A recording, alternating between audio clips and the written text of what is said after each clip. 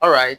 So this time around, guys, welcome to my channel. We are considering coordinate geometry, and we are actually asked to find theta in this particular question. So how do we find theta? First of all, I think we need to do a little introduction in this particular question. First of all, we have our Cartesian plane. That's talking about the x and y axis, and then we have a line A, a straight line A, okay, whose equation is 2x minus y plus 3. You know, straight lines always have equations, right? Remember from your JS3, you have y equals mx plus c. All right, that is the format for every straight line. All right, so and this is it, y equals mx plus c. This also can be made to look like this. All right, so this is a straight line. This is the equation of the straight line A, and then we have another straight line B, cutting straight line A at theta. Straight line B is also cutting x-axis at 75 degrees. B doesn't have an equation. You understand? Like A, it doesn't have an equation. All right, but it's making an angle 75 with the x-axis. All right, so how do we now go about to find our theta? How do we go about finding theta? Okay, first of all, one thing we should do is that if you remember how to find slope, you know, slope normally is changing y all over changing x. That's talking about this particular m. This particular slope here is actually what? Changing y all over changing x. All right, that is the slope. And you know that another way to find slope of any straight line, let's assume there's a straight line like this, for example, and then we have to find the slope of this line. What do you normally do? You can just draw a big triangle, all right, find the change in x, and then find the what? Change in y. All right, change in x, that's going to be change in x, and this is going to be what? Change in y, sorry. And that is what? The slope. So slope, which is m from here, is what? Change in y all over change in x. That's simply that. Okay, so that is the procedure we are going to be employing in solving this particular question.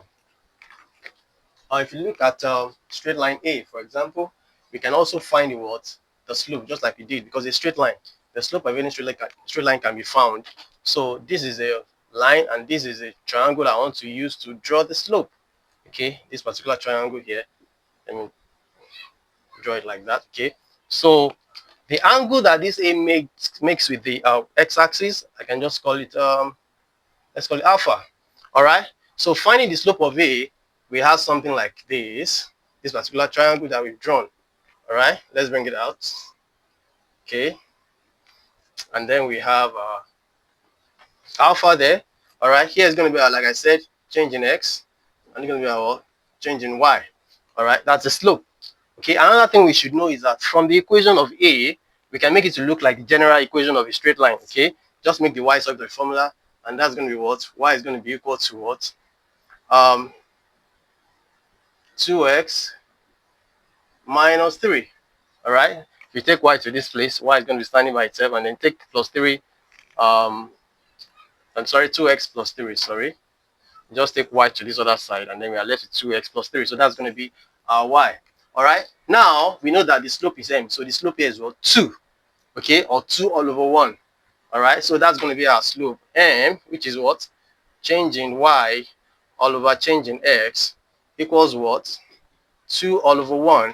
As we know, this is change in y. You can put it here. 2. This is change in x. You can put it here. That's going to be 1. All right. Now, cast your mind back to trigonometry. How do we normally find angles in trigonometry? Trigonometry, when we know two sides. We know this opposite and this what? Adjacent. So from here, we can know that tan theta, tan alpha, because opposite over adjacent is tan. Okay, remember from SOHCAHTOA. SOHCAHTOA. TOA, opposite and adjacent. Okay, so that's why we're using tan. So tan alpha equals what? 2 all over 1. So to get our alpha, that's going to be what? Arctan. So alpha is going to be what? Arctan 2 over 1. All right, and that's going to give us, excuse me,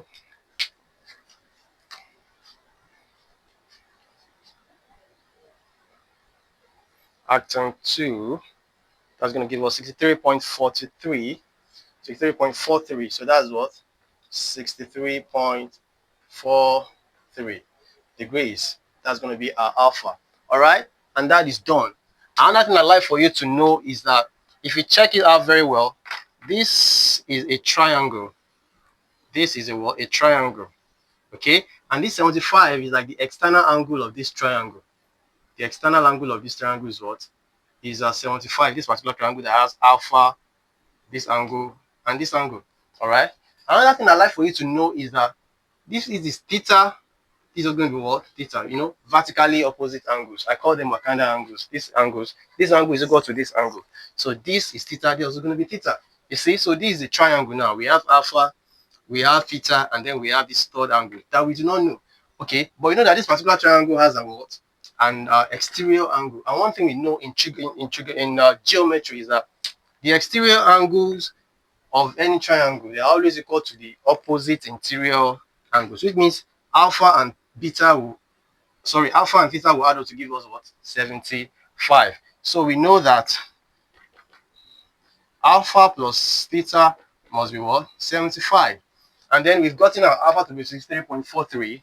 So that's going to be what? 63.43 plus theta equals 75. So to get our theta is going to be what? 75 minus 63.43. All right. That's going to be our theta.